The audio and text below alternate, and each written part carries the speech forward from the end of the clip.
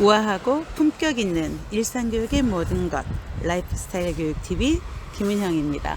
오늘은 매우 스페셜하게요, 간포 앞바다에서 파도 소리를 들으면서 여러분과 함께 폴리메스를 읽어볼 예정입니다. 파도 소리 들리세요? 자, 그러면 지금부터 한번 시작을 해볼까요? 폴리메스의 대명사 레오나르도 다빈치 사후 500주년을 맞이하며 프롤로그예요. 대부분의 사람이 폴리메스 하면 만능인 다빈치를 떠올린다. 회화, 조각, 건축, 무대 설계, 음악, 군사공학과 토목공학, 수학, 통계학, 역학, 광학, 해부학, 지리학, 식물학, 동물학. 다빈치는 이 주제들을 다룬 역사책에서 거의 빼놓지 않고 언급될 정도로 이들 분야에서 뚜렷한 업적을 남겼다. 그리고 이들 분야의 많은 전문가들이 가장 본받고 싶은 학자로 다빈치를 꼽는다. 와카스 아메드의 책 폴리메스의 앞표지를 장식할 그림으로 다빈치의 인체 비례도가 선정된 것은 전적으로 옳다. 사각형과 원안에 한 남자가 사지를 펼치고 있는 이 그림은 비트루비우스가 쓴 건축십서에서 영감을 받았다고 한다. 다빈치는 여기서 인간, 세상, 우주가 근본적으로는 하나라는 메시지를 시각적으로 표현했다. 광고 등의 분야에서 지루하고 따분한 메시지를 심오하게 포장하고 싶을 때 이 그림을 자주 써먹는다. 이 책에서는 아메드가 탐구한 중심 주제를 대변한다. 학문과 기술을 여러 분야로 쪼개고 구획화한 오늘날의 지형에서 다빈치의 다양성은 특히나 눈길을 끈다. 다빈치는 통일성을 꿰뚫어 보았다. 그가 이해한 통일성은 물리적 세계를 구성하는 기본 원리이다. 이는 수와 척도에 입각한 수학 원리로서 궁극의 진리가 지닌 불연속성과 연속성을 이어주는 기하학과 산술로 나타난다. 자연에 존재하는 무수한 다양성의 이면에는 자연법칙 안에서 다양한 형태와 기능이 어떻게 맞물리는지 설명할 수 있는 일관되고 한결같은 법칙이 놓여있다. 빛의 이동, 고체와 유체의 운동, 신체의 역학에서도 이 보편 법칙을 추론할 수 있고 과정이나 결과로서 행동을 수반하는 모든 현상에서도 발견할 수 있다. 한 예로 다빈치는 물의 소용돌이 운동과 머리카락이 고부라지는 현상 사이에는 유사한 힘이 작용한다고 보았다. 그렇구나. 오늘날 우리는 전자를 주로 역학에서 다루고 후자를 주로 통계학에서 다룬다. 우리는 학문분과를 인위적으로 나누지만 다빈치는 그 같은 경계 없이 사물을 관찰했다. 다빈치가 통찰한 통일성에 관해서는 최근에 내가 출판한 레오나르도 다빈치 그와 함께한 50년에서도 다뤘다.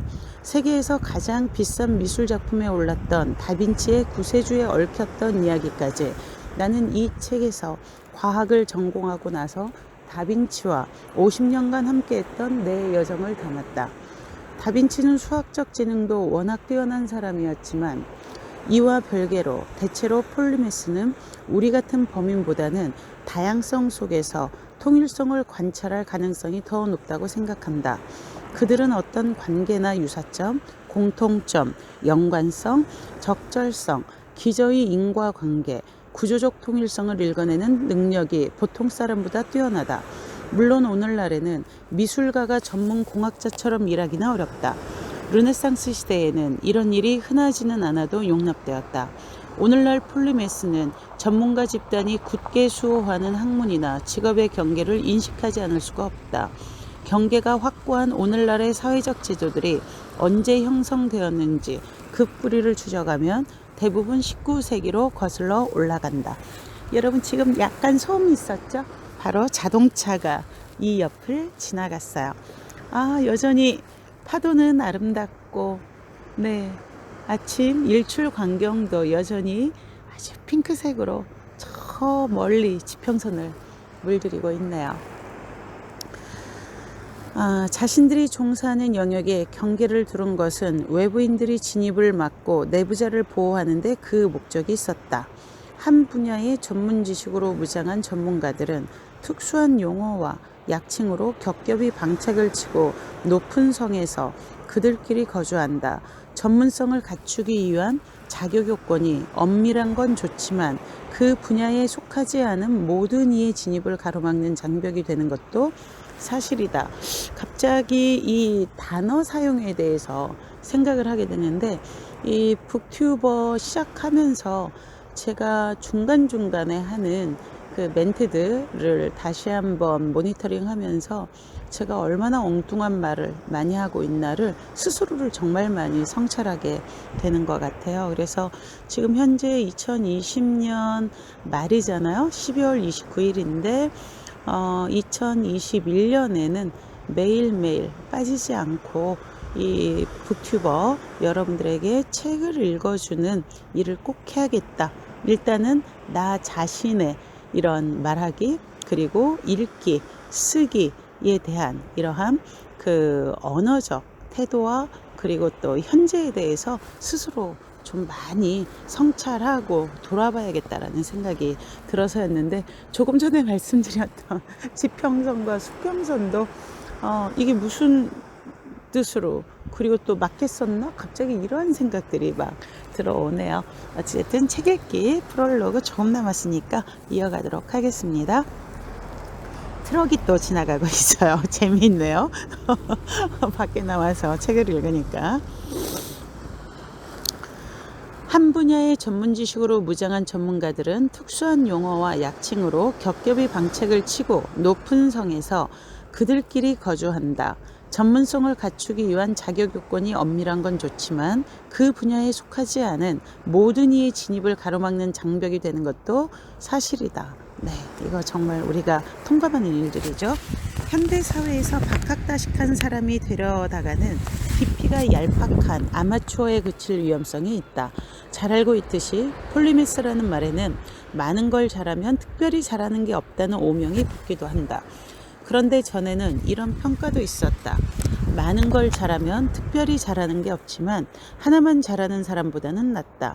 미술과 과학 분야에서 일어난 위대한 혁신을 들여다보면 내부자들이 현재에 안주하고 있을 때 외부인이 들어가 새로운 통찰을 제공한 경우가 많다.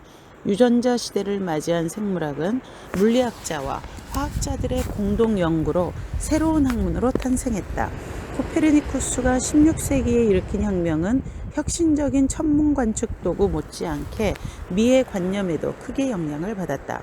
1905년에 발표한 논문에서 아인슈타인은 현대 천문학과 물리학 이론의 옳고 그름을 종합적으로 검토하는 대신 공간과 시간, 에너지를 하나로 통합하는 직관적인 통찰을 간결하고 우아하게 보여주었다. 그는 내부자였지만 외부인의 관점에서 문제를 생각할 줄 알았다. 물론 상대의 분야를 존중하지 않고 오만하게 상대의 영토를 정복하려는 태도는 위험하다. 나는 다빈치를 연구하면서 이 점을 배웠다. 현대의 전문가들, 가령 공학 전문가들은 그들의 협소한 전문 지식 안에서 다빈치의 수수께끼를 설명할 수 있다고 전제하고 현대 세계로 다빈치를 데려와 시대를 앞서간 사람이라고 추켜 세운다. 그러면 왜곡이 발생한다. 데이비드 호크니가 15세기 이후 대부분의 화가가 자연 묘사에 광학기기의 도움을 얻었다는 주장에도 비슷한 논란이 일었다. 그의 주장을 모두 수긍하지는 않지만 광학기기 사용 여부에 관해서는 상당 부분 동의한다. 데이비드 호크니의 주장으로 초기 광학장치의 속성이나 당시의 그림 제작 사업에 거의 관심이 없던 현대의 광학 전문가들, 특히 렌즈 전문가들에게 새로운 탐구거리가 생겼다. 현재의 지식으로 과거를 내려다보면서 그 시대를 쉽게 규정하는 것은 아닌지 항상 경계해야 한다. 가능성은 희박하지만 지식을 향해 멈출 줄 모르는 열정과 불굴의 탐구심, 상상력, 개방적 사고, 겸손함을 모두 갖춘 사람이라야 진정한 폴리메스다. 정말 의미 있는 말씀을 주시네요. 다빈치가 살았던 시대와 현대는 엄연히 다르다. 하지만 한 대상을 다른 관점에서 관찰하는 자세, 즉 기존 개념 밖에서 보는 태도는 함께 인류 생존을 모색해야 하는 지금 어느 때보다 중요하다.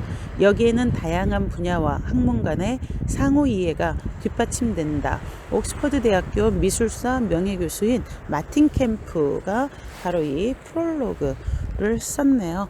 조금 전에 우리가 잠깐 읽었던 지식을 향해 멈출 줄 모르는 열정과 불굴의 탐구심, 상상력, 개방적 사고, 겸손함을 모두 갖춘 사람이 바로 폴리 메스라는 이야기가 오늘 좀 마음에 많이 담기네요. 무엇보다도 저는 2021년에는 이러한 겸손함을 지닌 사람, 이를테면 옳고 그름을 스스로 판단하고 확신하기 이전에 상대의 말을 더 경청하고 그의 의견에 더 귀와 마음을 좀 열어서 내가 주장하고 생각하는 것이 옳고 그리고 그것이 다라고 생각했던 그런 교만함과 오만함으로부터 스스로를 조금 더 성장시키고자 합니다. 자, 여러분, 간포 앞바다에서의 우리 오늘 책 읽기 폴리메스 프롤로그 여기에서 마치고요. 저쪽 바다 끝에서 누군가 사진을 찍고 있네요. 전 저쪽으로 좀 이동해서 저분과도 이야기를 좀 나눠봐야 될 것 같습니다.